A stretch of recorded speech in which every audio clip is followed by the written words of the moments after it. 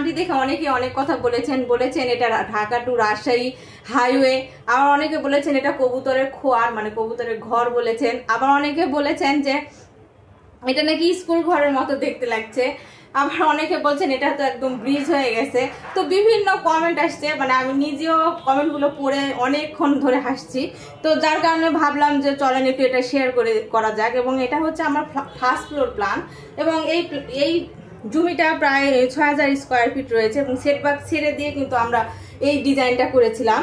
এবং দেখতে পাচ্ছেন এখানে মোটামুটি ৬টি ইউনিট রয়েছে, মানে ৬টি ইউনিট রয়েছে। এখানে যে রুমটা দেখা যাচ্ছে এই রুমটা কিন্তু আমাদের গ্রাউন্ড ফ্লোরে নেই, মানে এটা আমাদের ফার্স্ট ফ্লোরে এসে আমরা এই জায়গাটা আমরা ধরে নিয়েছি। আর এটা আমাদের মেন রোড। তো এটা আমাদের ফার্স্ট ফ্লোরে এসে এই ঘরটা হয়েছে, আর গ্রাউন্ড ফ্লোরে এই ঘরটা আমাদের নেই নিচে। তো আর হচ্ছে আমার বিল্ডিংটা এখান থেকে নিচে পুরোটাই কিন্তু একটা গ্যারেজ, মানে অটো গ্যারেজ করা হয়েছে। রাস্তার ধারে যেহেতু পুরোটাই কোনো গ্যারেজ বা দোকান বা গুডাউন এরকম কোনো কাজে ক্লায়েন্ট ব্যবহার করবেন, যার কারণে নিচে একদম পুরোটাই ফাঁকা রয়েছে। এবং উনি 2 তলা যখন ফার্স্ট ফ্লোর যখন করবেন তখন এইভাবে উনি 6টা ইউনিট করবেন। এবং ওনার এই জায়গাটা আসলে অনেকটা লম্বা, দেখতে পাচ্ছেন এটা হচ্ছে 138 ফিট 7 ইঞ্চি রয়েছে। এবং এর আগেও একজন ভাই আমাকে বলেছিলেন আপু প্রায় 200 ফিটের উপরে আমার একটা জায়গা রয়েছে, এবং সামনে ওনার প্রস্থটা রয়েছিল প্রায় 22-23 ফিটের মতো। তো উনি আমাকে বলেছিল যে আপু এরকম লম্বা যদি আপনার কাছে কোনো প্ল্যান থাকে তাহলে দেখাতে পারেন। তো এটা আমাদের অনেক পুরনো একটা কাজ, তো ভাবলাম যে এই কাজটা যদি শেয়ার করি তাহলে এরকম লম্বা জায়গা যাদের আছে তারা অনেকেই উপকৃত হবে দেখে। তো হবু তো মিলবে না, কারণ এক একজনের জায়গাটা এক এক রকম। এখানে দেখতে পাচ্ছেন এই পাশে আর একটা প্লট রয়েছে, এই প্লটটাও একই সমান লম্বা জমিটা রয়েছে। এবং ইনি অলরেডি এখান থেকে 5 ফিট ছেড়েছেন এই রাস্তাটা।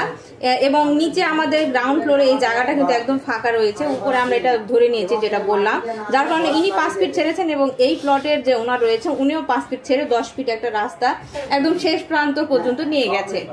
তো এটা রাস্তার কন্ডিশনটা এরকম ছিল, এবং সামনের দিকে একটা মেন রোড ছিল। এবং জায়গাটা অনেক লম্বা হওয়ার কারণে কিন্তু এখানে আমরা 3টা সিঁড়ি ব্যবহার করেছি। এই প্ল্যানে কোথাও কিন্তু ভয়েড দেখানো হয়নি। ভয়েড আমরা 2টা কারণে দিয়ে থাকি।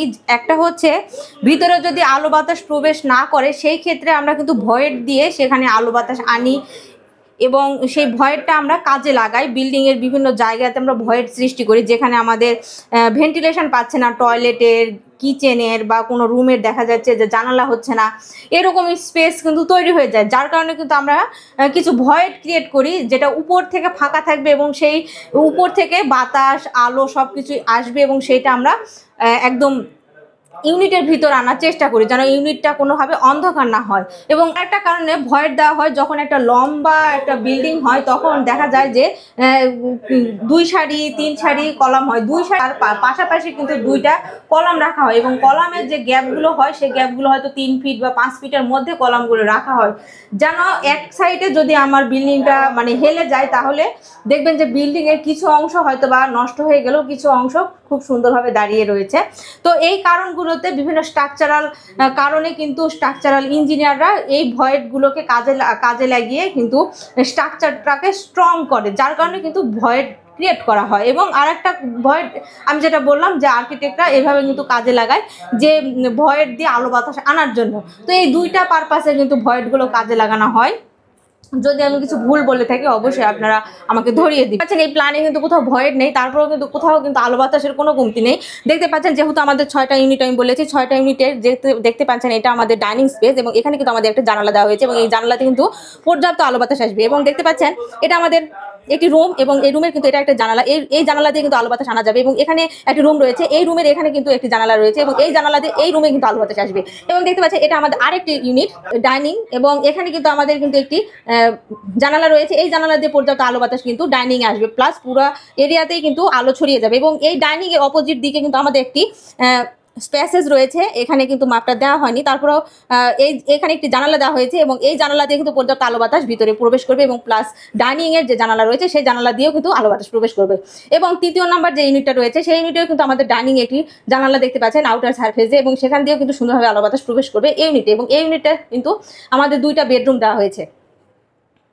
এবং চতুর্থ নাম্বার যে ইউনিট রয়েছে সেই ইউনিটে কিন্তু আমরা এখানে ডাইনিং দেখতে পাচ্ছি এবং ডাইনিং এর একটি জানালা দেখতে পাচ্ছি। এই জানালা দিয়ে কিন্তু পর্যাপ্ত আলো বাতাস ভিতরে প্রবেশ করবে এবং এটা আমাদের পঞ্চম নাম্বার ইউনিট এবং পঞ্চম নাম্বার ইউনিটেও কিন্তু আমরা সুন্দরভাবে একটি ডাইনিং স্পেসে কিন্তু আমরা একটি জানালা ব্যবহার করেছি এবং এই জানালা দিয়ে কিন্তু পুরো ডাইনিং এ আলো বাতাস আসবে এবং আমাদের আউটার সারফেসে বেডরুমে কিন্তু জানালা দেওয়া হয়েছে। এবং এই বেডরুম যেটা দেখতে পাচ্ছেন এখানে অ্যাটাচ টয়লেট প্লাস বারান্দা রয়েছে। এই বারান্দা দিয়ে কিন্তু আমরা আলো বাতাস এই বেডরুমে প্রবেশ করাবো, যেহেতু এখানে আমাদের ভয়েড দেওয়া নেই, যার কারণে এখানে আমাদের কিন্তু ভয়েড একটা ক্রিয়েট যদি আমরা করতাম তাহলে কিন্তু এখানে আমাদের একটি জানালা ব্যবহার করা যেত এবং এই জানালা দিয়ে এই ভয়েডের যে আলো বাতাস ছিল সেটা ঘরের ভিতর প্রবেশ করতো। কিন্তু যেহেতু আমরা ভয়েড ক্রিয়েট করিনি সেহেতু আমাদের এখানে কিন্তু বারান্দা দিয়ে আমাদের আলো বাতাস কিন্তু এই রুমের ভিতর যাবে। এবং এখানে দেখতে পাচ্ছেন আমাদের যেটা 6 নম্বর ইউনিট, সেই 6 নম্বর ইউনিটে কিন্তু আমরা এটা আমাদের ডাইনিং পজিশন এবং এখানে কিন্তু আমরা একটি জানালা দেখতে পাচ্ছি এবং এই জানালা দিয়ে কিন্তু পর্যাপ্ত আলো বাতাস প্রবেশ করবে এবং এখানে দুইটি রুম দেখা যাচ্ছে। দুইটি রুমেরই কিন্তু আউটার সারফেসে কিন্তু আমাদের দুটি জানালা রয়েছে এবং দুইটি করে বারান্দা রয়েছে। এখানে একটা বারান্দা রয়েছে এবং এখানে একটি বারান্দা রয়েছে, মানে আমাদের এই রুমগুলোতে কিন্তু দুইটি আউটার সারফেস পাওয়া যাচ্ছে, মানে একটা বারান্দা দিয়ে আলো বাতাস আসবে, একটি রুমের জানালা দিয়ে আলো বাতাস আসবে। তো ভয়েড না দিয়েও কিন্তু আমরা কিন্তু সুন্দরভাবে আলো বাতাস কিন্তু ইউনিটের ভিতরে কিন্তু প্রবেশ করিয়েছি। 6টি ইউনিট হলেও কিন্তু কোথাও আলো বাতাসের কোনো কমতি নেই, যার কারণে কিন্তু এখানে ভয়েডগুলো ক্রিয়েট করার আর প্রয়োজন হয়নি। এবং এটা আমাদের 3তলা একটি বিল্ডিং এবং 3তলা পর্যন্ত এই বিল্ডিংটা শেষ। ওনারা আর এই 3তলার উপর করবেন না এবং 3তলা পর্যন্ত এর স্ট্রাকচার প্ল্যান সব কিছু কিন্তু দেওয়া হয়েছে। এবং এই বিল্ডিংয়ে দেখতে পাচ্ছেন আমাদের ফ্রন্ট সাইডে একটি রাস্তা গেলেও কিন্তু এই পজিশনে কিন্তু এই বিল্ডিংয়ের যে প্রস্থটা খুবই কম, মানে এটা কিন্তু রাস্তা হিসেবে নিচ থেকে ব্যবহার করা হবে, যার কারণে নিচে এই রুমটা কিন্তু ব্যবহার করা হয়নি। ডাইরেক্ট রাস্তা থেকে সরাসরি এই জায়গাটুকু কিন্তু রাস্তা হিসেবে কাজে লাগাচ্ছে, যার কারণে কিন্তু আমাদের জমিটা এদিকে কিছুটা বাড়তি হয়ে গেছে এবং এই পাশে এসে কিন্তু এই সাইডে কিন্তু আমাদের জমিটা বাড়তি হয়ে গেছে এবং এখানে জমির প্রস্থটা খুবই কম দেখতেই পাচ্ছেন, যার কারণে কিন্তু এই জায়গাটা আমাদের প্রস্থটা কমে গেছে। তো জমিটা এই কন্ডিশনে রয়েছে। আপনাদের যদি দেখায়, অনেকে বলেছেন ঘরগুলো খুবই ছোট ছোট, আসলে ঘরগুলো এতটাও ছোট না, মানে যে আপনি ব্যবহারই করতে পারবেন না এরকমটা না। ঘরগুলো প্রায় 12 feet 10 feet 10 feet by 12 feet এরকম কিন্তু ঘরগুলোর সাইজ রয়েছে। আসলে স্কেলটা যেহেতু A4 একটা পেজে আমি এটা প্রিন্ট করেছি, যার কারণে কিন্তু এটা খুবই ছোট হয়ে গেছে, যেহেতু জমিটা অনেক লম্বা, প্ল্যানটা অনেক লম্বা হয়েছে এবং A4 আমার এই পেজে প্রিন্ট দেওয়ার কারণে কিন্তু এটা স্কেলটা একদম ছোট হয়ে গেছে, মাপগুলো সব ছোট ছোট দেখাচ্ছে। A4 এর পেজটা যেহেতু ছোট এবং প্ল্যানটা অনেক বড়, যার কারণে কিন্তু প্ল্যানটা এখানে ছোট ছোট দেখাচ্ছে। যদি A3 পেজে আমি এটা প্রিন্ট করতাম তাহলে কিন্তু এই প্ল্যানটা অনেক বড় দেখাতো, কারণ A3 পেজটা কিন্তু অনেক বড় হয়, এটা ডবল হয়। এটা আমরা সবসময় দেখে আসি, যার কারণে মনে হচ্ছে হঠাৎ করে যে এটা মানে খুব ছোট দেখাচ্ছে, ছোট হয়ে গেছে। আসলে তার না, আমার এখানে যেই মাপগুলো দেওয়া আছে এটা কিন্তু খুবই ইম্পর্টেন্ট। তো মাপগুলো আমাকে দেখতে হবে সেটা কি হয়েছে এবং এটা অলরেডি কিন্তু একটা বাস্তবায়ন প্রজেক্ট এবং এই প্ল্যানটা কিন্তু যিনি ওনার রয়েছে তারও কিন্তু অনেক পছন্দ হয়েছে এবং সেটাকে এই প্ল্যানটা কিন্তু উঠতেছে। নিচে উনি সামান্য কিছু কাজ করে রেখেছে, কিন্তু এখনো ফার্স্ট ফ্লোরে কোনো কাজ করেনি। তো হয়তো বা আপনারাও মাপগুলো খুব একটা বুঝতে পারবেন না, তারপরেও কিন্তু খুব ছোটভাবে দেখা যাচ্ছে। দেখতে পাচ্ছেন যে আমার ঘরটা রয়েছে, ঘরটা কিন্তু 14 ফিট 1 ইঞ্চি বাই 13 ফিট 2 ইঞ্চি রয়েছে, মানে এই ঘরটা 14 ফিট 1 ইঞ্চি বাই 13 ফিট 2 ইঞ্চি রয়েছে। আপনারা দেখতে পাচ্ছেন কিনা আমি জানি না। এবং এই ঘরটার সাথে দেখতে পাচ্ছেন সামনে একটি বারান্দা রয়েছে এবং এক পাশে আমাদের একটি অ্যাটাচ টয়লেট রয়েছে এবং এখানে যে রুমটা রয়েছে সেটা 12 ফিট 6 ইঞ্চি বাই 10 ফিট রয়েছে এই ঘরটা, দেখতে পাচ্ছেন। এবং এখানে ডাইনিংটা রয়েছে 8 ফিট মানে 8 ফিট 11 মানে 9 ফিট প্রায় 16 ফিট 7 ইঞ্চি এই ডাইনিংটা রয়েছে। আসলে স্কেলে ছোট সেহেতু কিন্তু এখানে বোঝাটা খুব মুশকিল, মানে ক্যামেরায় বোঝাটা খুব মুশকিল। এবং কিচেন রয়েছে 9 ফিট 6 ইঞ্চি বাই 6 ফিট 4 ইঞ্চি, দেখতে পাচ্ছেন কিনা আসলে অনেক ছোট যেহেতু মাপগুলো। একটি চাইল্ড বেড, এই ঘরটা রয়েছে 11 ফিট 5 ইঞ্চি বাই 10 ফিট। এখানে একটি ড্রয়িং রয়েছে এবং দেখতে পাচ্ছেন এখানে কিন্তু খুব সুন্দরভাবে সোফা দিয়ে অ্যারেঞ্জ করা হয়েছে এবং এখানে ডাইনিং টেবিল বেসিং দেওয়া হয়েছে এবং এটা সিঁড়ি এবং এখানে একটি কমন টয়লেট রয়েছে এই ইউনিটের। এবং কমন টয়লেটেরটা আমরা যদি দেখি 7 ফিট 11 ইঞ্চি মানে 8 ফিট 1 ফিটের জন্য এবং এখানে রয়েছে 3 ফিট 11 ইঞ্চি মানে আমরা ধরতে পারি 8 ফিট বাই 4 ফিট। এবং এপাশে একটা কমন টয়লেট এই ইউনিটে রয়েছে এবং এই ইউনিটটা আমরা কিন্তু 2টা বেডরুম দিয়েছি এবং বেডরুমের সাইজগুলো 10.5 ফিট বাই 12 ফিট এবং এই বেডরুমটা একই সেম মানে। এবং এখানে এই বেডরুমের সাথে একটা বারান্দা দেওয়া হয়েছে, বারান্দাটা দেখতে পাচ্ছেন 4 feet 2 inch by 5 feet 1 inch রয়েছে এবং অ্যাটাচ টয়লেটটা 4 feet 7 inch by 6 feet 6 inch রয়েছে। তো দেখতে পাচ্ছেন কোনো মেজারমেন্ট কোনো মাপ কিন্তু খুব ছোট ছোট না, মানে ছোট ছোট দেখাচ্ছে, যেহেতু আমি A4 একটা পেজে প্রিন্ট করেছি, যার কারণে আমার আমার লেখাগুলো পুরো প্ল্যানটা ছোট দেখা। অবশ্যই এটা অ্যাকুরেট স্কেলে রয়েছে। যখন আমি A3-তে এটা প্রিন্ট করতাম তখন এই জিনিসটা অনেক বড় বড় দেখাতো। তো এটাই বিষয়, কোনো রুমের সাইজ খুব একটা ছোট না যে একদম মানে আপনি ব্যবহারই করতে পারবেন এরকম না।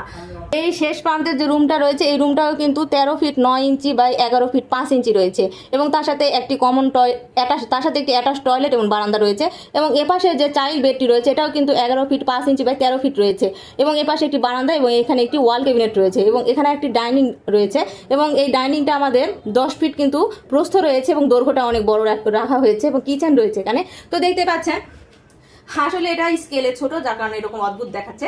এরকম যাদের লম্বা একটি প্লট রয়েছে তারা কিন্তু সবসময় একটা চিন্তা ভাবনার মধ্যে থাকেন যে আমি ভালোভাবে আমার প্ল্যানটা হবে কিনা, বাড়ি আমি ভালোভাবে তৈরি করতে পারবো কিনা, এত চিকন একটা প্লট সেখানে ভালো করে ইউনিটগুলো সাজাতে পারবো কিনা, এরকম বিভিন্ন রকম চিন্তা কিন্তু চলে আসে নিচে থেকেই।